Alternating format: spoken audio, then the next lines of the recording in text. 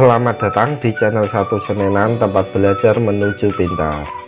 Pada kesempatan hari ini saya ingin berbagi latihan soal PAS atau penilaian akhir semester, bisa disebut juga dengan UAS atau ujian akhir semester kelas 4 tema 4 semester 1 kurikulum 2013. Oke, langsung saja kita masuk ke materi yang pertama, yaitu PPKN KD 3.1. Nomor 1. Berikut merupakan sikap yang sesuai dengan Pancasila, kecuali, ingat ya, kata kecuali itu yang bukan. A. Suka hidup berlebihan. B. Ringan tangan dalam bekerja sama. C. Senang membantu sesama. D. Menghargai pendapat orang lain. Jawabannya adalah A. Suka hidup berlebihan.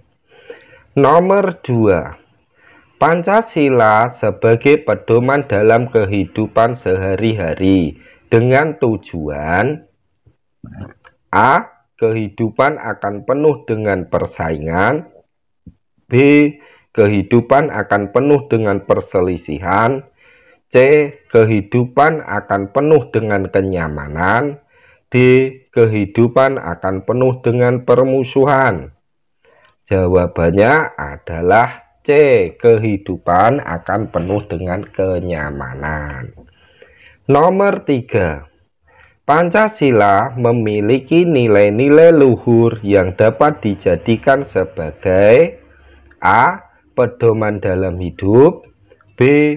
Mencari kebahagiaan diri sendiri. C. Pedoman menjadi orang kaya. D. Meningkatkan kinerja. Jawabannya adalah A. Pedoman dalam hidup.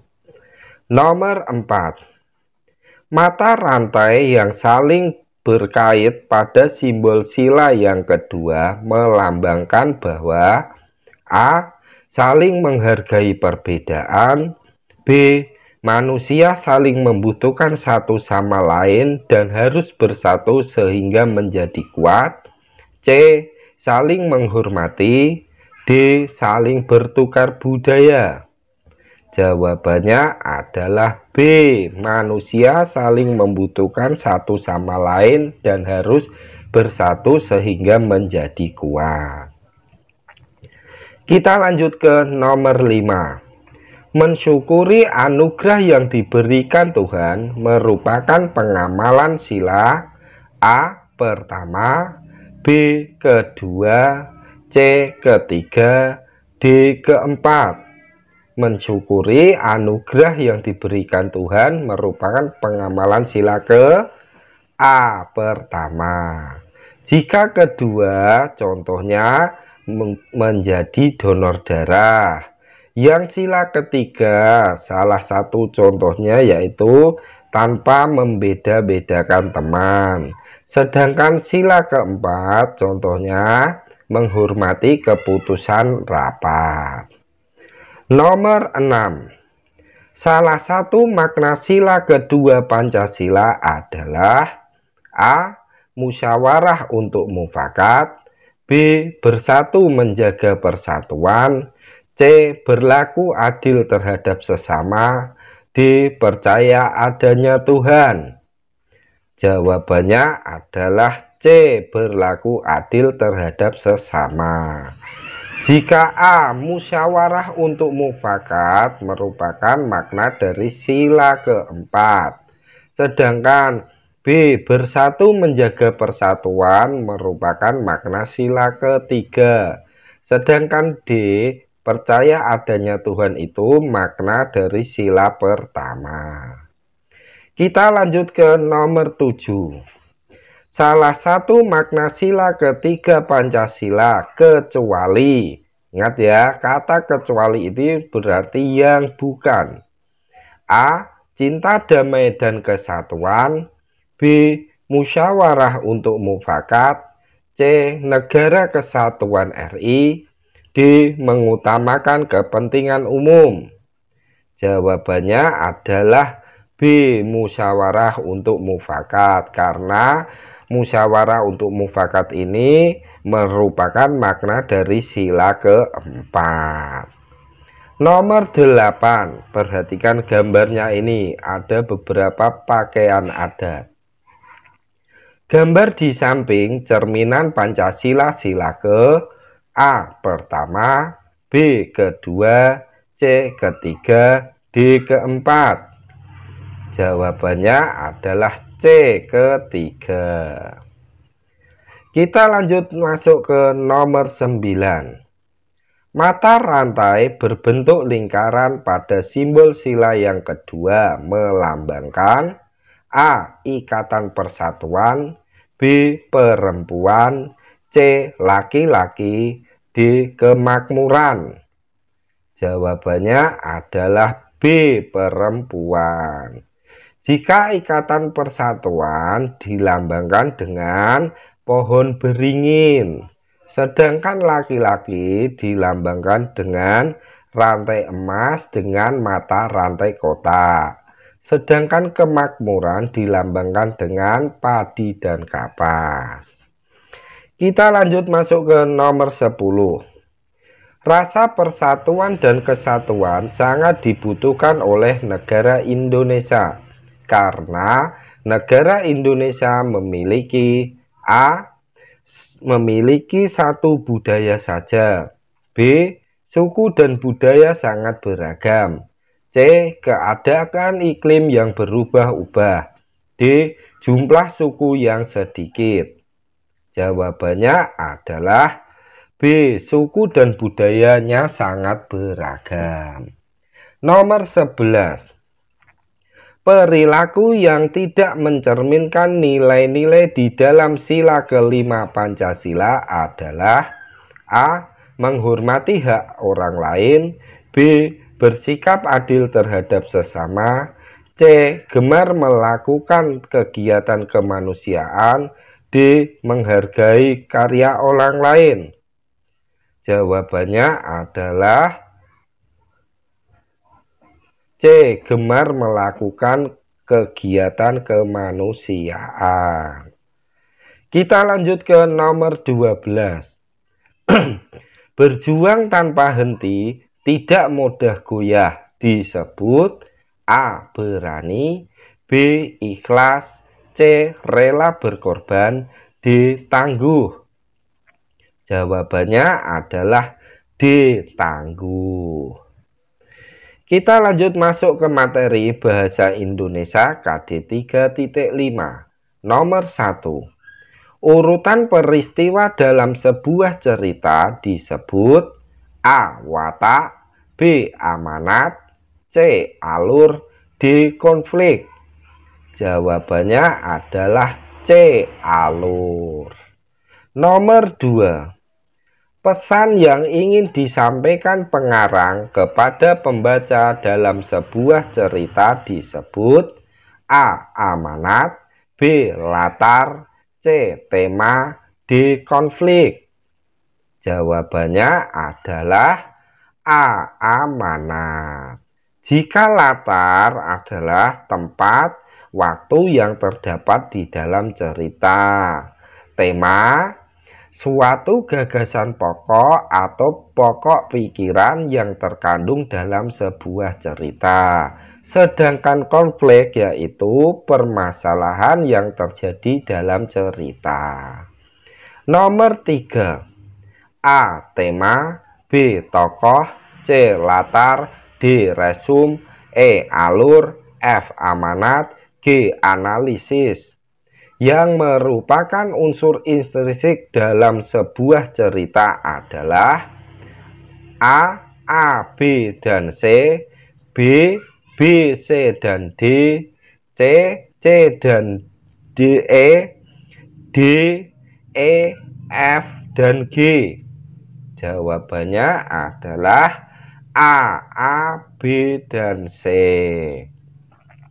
Unsur intrinsik dalam sebuah cerita merupakan unsur-unsur dalam atau merupakan unsur utama yang membangun utuhnya sebuah cerita. Di antaranya yaitu tema, alur, latar, tokoh, penokohan, sudut pandang, dan gaya cerita dan amanah. Kita lanjut ke nomor 4. Tanggapan yang ditunjukkan kepada karangan seseorang dengan tujuan hanya untuk menjelaskan dari karya seseorang disebut A. Gagasan, B. Ide pokok, C. Komentar, D. Gagasan pendukung. Jawabannya adalah C. Komentar. Jika gagasan adalah sama dengan ide, sedangkan ide pokok merupakan sebuah topik yang akan dibahas di dalam sebuah paragraf. Jika gagasan pendukung adalah gagasan yang menjelaskan ide pokok. Nomor 5. Peran utama dalam cerita dan selalu muncul pada setiap kejadian disebut A. Antagonis, B. Protagonis, C. Tokoh tritagonis, D. Tokoh utama. Jawabannya adalah D. Tokoh utama.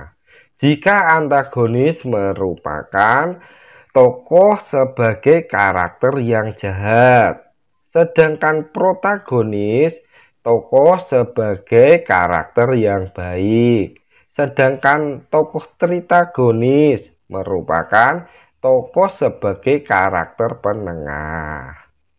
Kita lanjut ke nomor 6. Dongeng yang menceritakan tentang kepahlawanan disebut A. Legenda, B. Sage, C.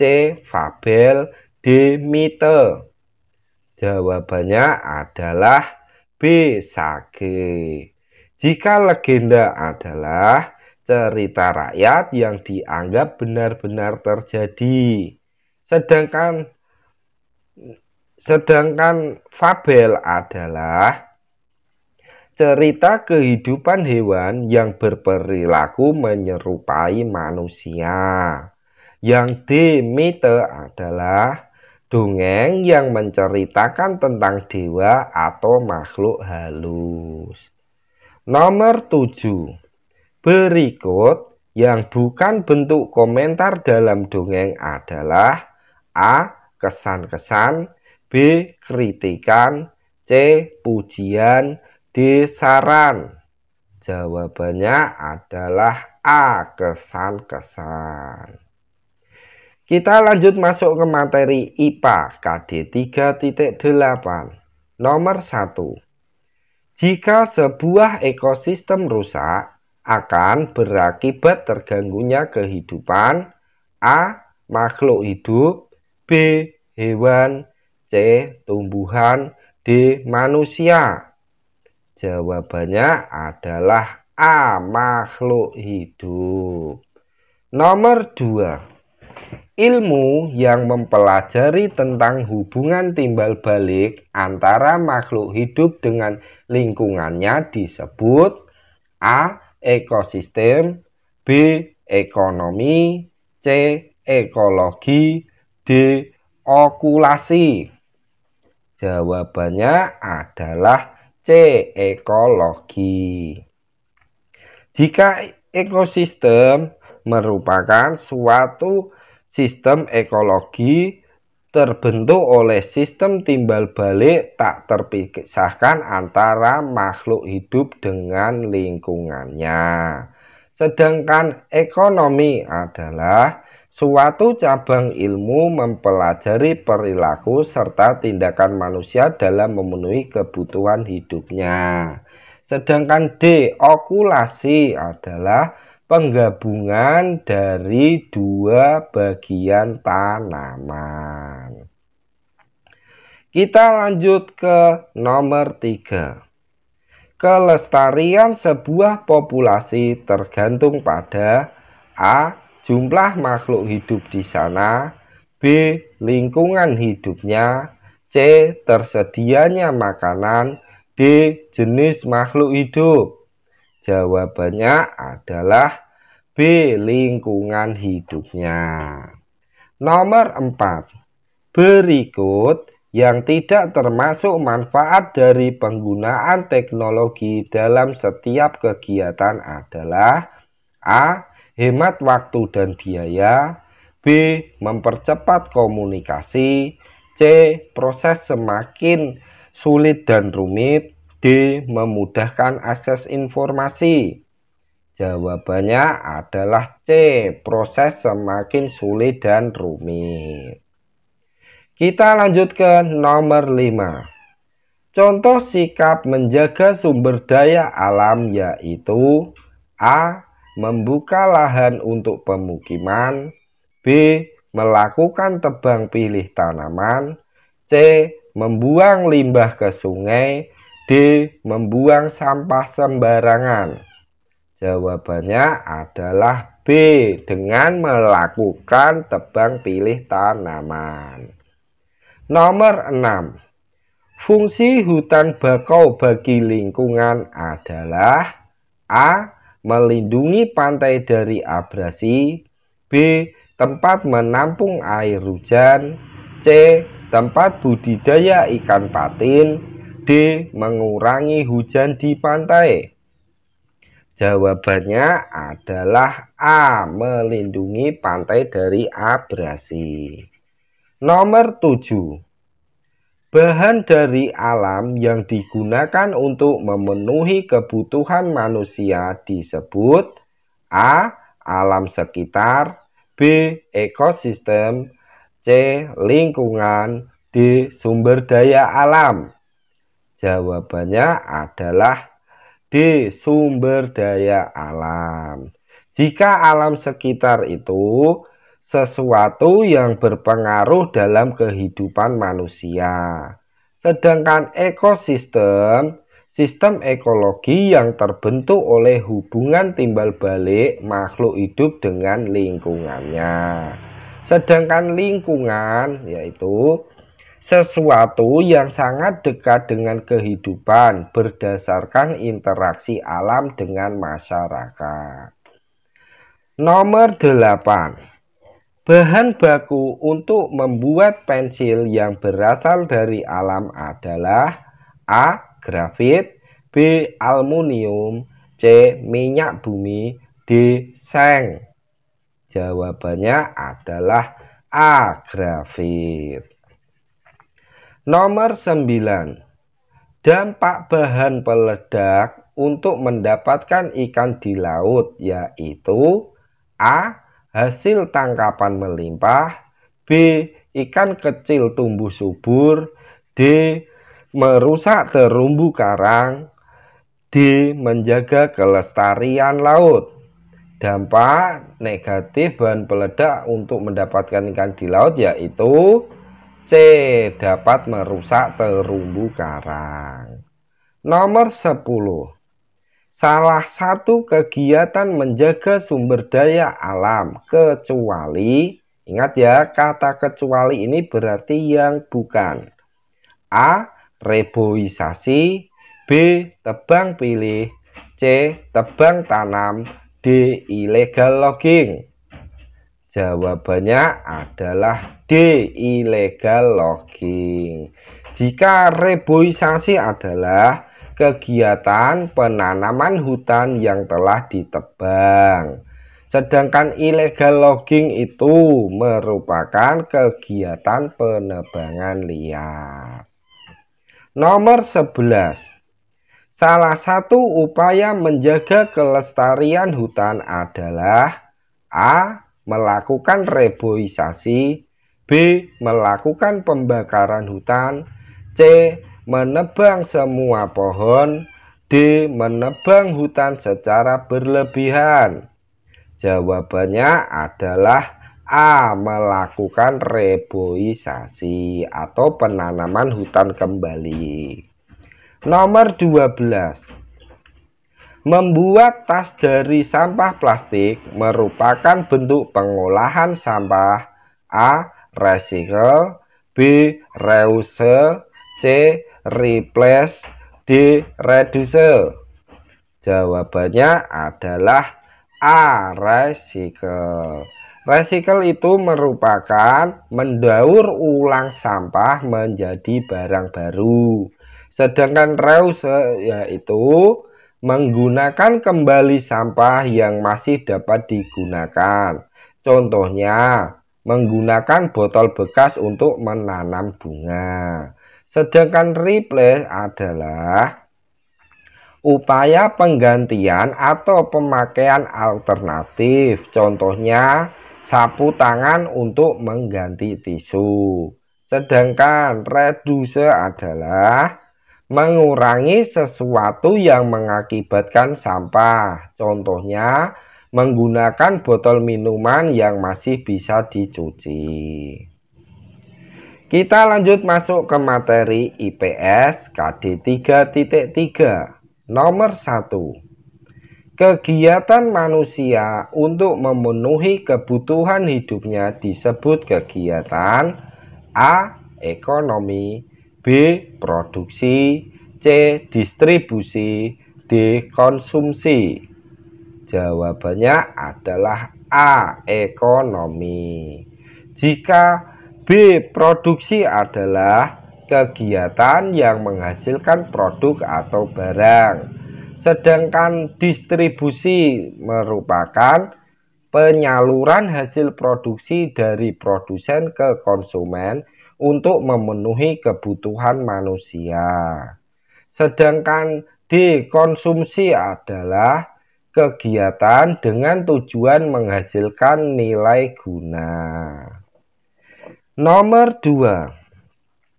Faktor penyebab keragaman aktivitas ekonomi penduduk Indonesia adalah A. Beragamnya tingkat pendidikan, B. Beragamnya jenis kelamin, C. Beragamnya sumber daya alam, D. Beragamnya kondisi alam.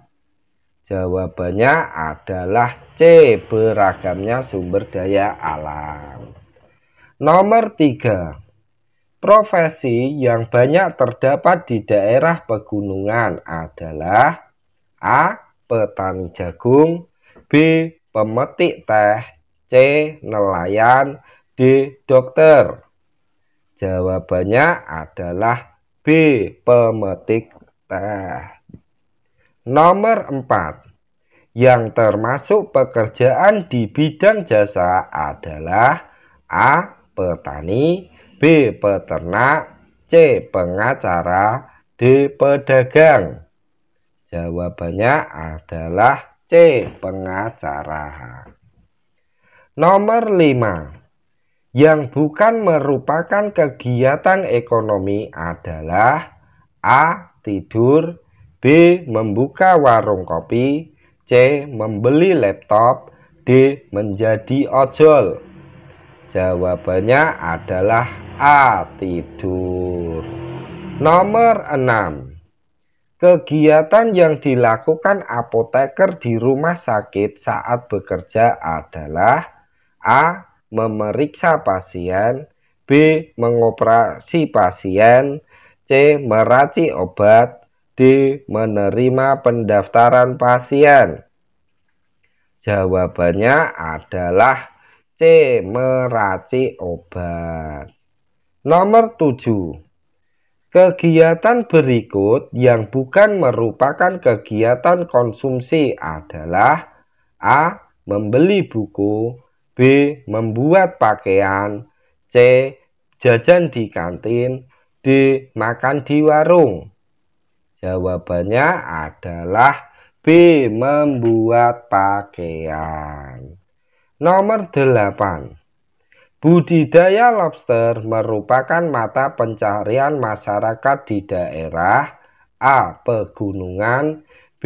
Dataran rendah, C. Pantai, D. Dataran tinggi. Jawabannya adalah C. Pantai. Nomor 9. Jenis pekerjaan yang terdapat pada kegiatan produksi adalah A. Guru, B. Petani tambak, C. Montir sepeda, D. Pengacara. Jawabannya adalah B. Petani tambak. Nomor 11. Profesi yang terdapat pada lingkungan sekolah adalah A. Guru, kepala sekolah, wali murid. B. Guru, penjaga sekolah, kepala sekolah. C. Guru, kepala sekolah, pedagang. D. Guru, kepala sekolah, penjaga pasar. Jawabannya adalah B. Guru, penjaga sekolah, dan kepala sekolah. Nomor 11. Indonesia disebut negara agraris karena sebagian besar penduduknya bekerja sebagai A. Buruh pabrik, B. Nelayan, C. Petani, D. Guru. Jawabannya adalah C. Petani. Nomor 12. Orang yang tidak mempunyai pekerjaan disebut A. Tunaaksara, B. Tunakarya, C.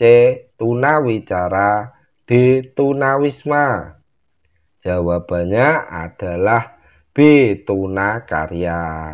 Jika tunaaksara itu orang yang tidak dapat membaca dan menulis, sedangkan tunawicara adalah orang yang tidak dapat berbicara. Sedangkan tunawisma adalah orang yang tidak mempunyai tempat tinggal tetap. Kita lanjut masuk materi terakhir SBDP KD 3.1. Nomor 1. Kegiatan membentuk imajinasi dengan menggunakan berbagai teknik dan alat disebut A. Menyanyi, B. Menari, C. Melukis, D. Menulis. Jawabannya adalah C. Melukis. Nomor 2. Berikut ini yang merupakan media gambar adalah A. Lem dan gunting, B. Kertas dan kanvas, C. Pensil dan penghapus, D. Spidol dan krayon. Jawabannya adalah B. Kertas dan kanvas. Nomor 3. Dalam menggambar bentuk, peranan bayang-bayang sangat menentukan untuk menciptakan kesan A. Abstrak, B. 3 dimensi, C. Kaku, D. Estetika. Jawabannya adalah B. 3 dimensi. Nomor 4. Saat menggambar bentuk 3 dimensi, objek asli atau foto benda dinamakan A. Model, B. Lukisan, C. Jiplakan, D. Miniatur. Jawabannya adalah A. Model. Nomor 5. Teknik gambar dengan cara menggosok sehingga menimbulkan kesan gelap, terang, atau tebal tipis dinamakan teknik A. Arsir, B. Dusel, C. Plakat, D. Akuarel. Jawabannya adalah B. Dusel. Jika arsir merupakan teknik menggambar dengan menggunakan garis sejajar atau menyilang untuk menentukan gelap terang objek suatu gambar. Sedangkan plakat adalah teknik melukis dengan menggunakan dasar cat akrilik, cat air, atau cat minyak dengan sapuan warna yang tebal. Sedangkan akuarel adalah teknik melukis dengan menggunakan cat air dan sapuan warna yang tipis sehingga lukisan terkesan transparan. Nomor 6. Gambar kasar bersifat sementara, baik di atas kertas maupun di atas kanvas untuk dibuat lukisan disebut A. Pola, B. Sketsa, C. Media, D. Desain. Jawabannya adalah B. Sketsa. Sedangkan A. Pola adalah bentuk yang memiliki keteraturan baik dalam desain maupun gagasan abstrak. Sedangkan media itu merupakan tempat untuk mengekspresikan gambar yang ada dalam pikiran. Sedangkan D. Desain adalah rancangan dari suatu produk atau benda yang akan dibuat. Nomor 7. Berikut ini yang bukan manfaat sketsa adalah A. Memperindah pewarnaan, B. Mempertajam pengamatan, D. Meminimalisasi kesalahan, D. Memberikan gambaran tema. Jawabannya adalah A. Memperindah pewarnaan. Kita lanjut ke nomor 8. Suatu bentuk pengakuan, penghargaan, atau penilaian untuk sebuah karya seni berupa objek yang dapat dinikmati dengan melihat dan merasakan disebut A. Keindahan karya seni, B. Pengakuan karya seni, C. Apresiasi karya seni, D. Penghargaan karya seni.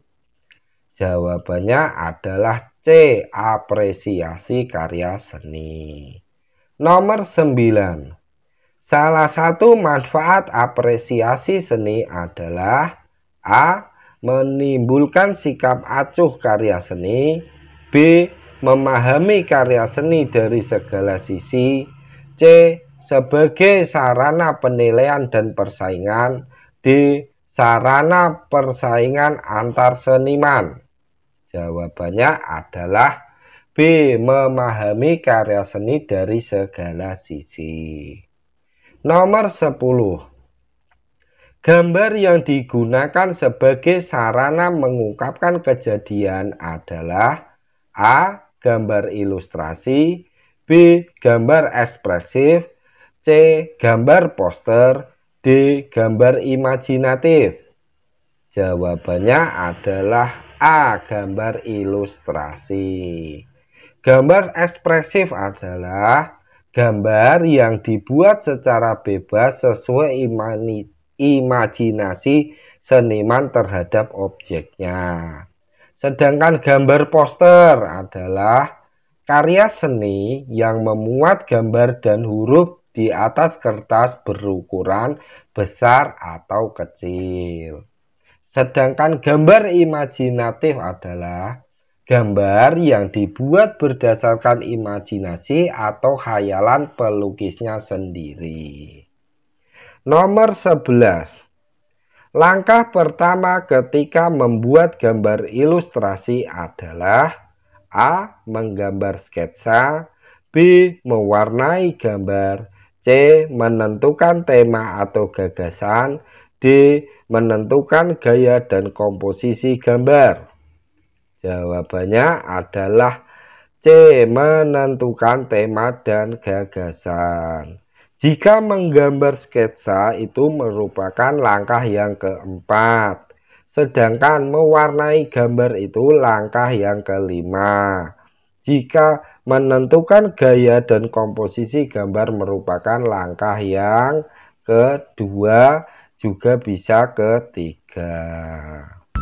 Sekian dan terima kasih sudah mampir di channel Satu Seninan.